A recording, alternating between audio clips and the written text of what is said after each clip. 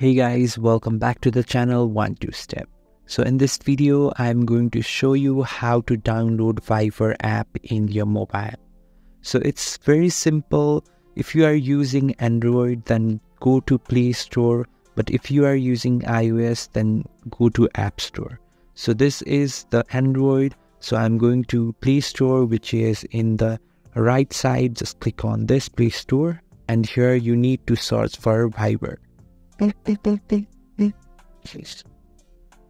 So this is the Rakuten Viber, and you need to just install this purple icon seen in the second one. Just click on the install.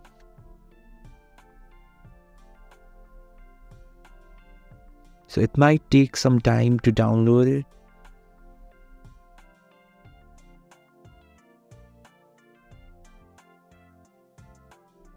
So here the Viber is being installed and you just need to click on this open.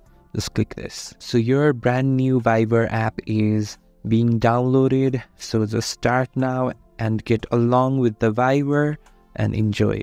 If you like this video, please subscribe the channel and do comment down below for more contents, and don't forget to hit the like button. Thank you.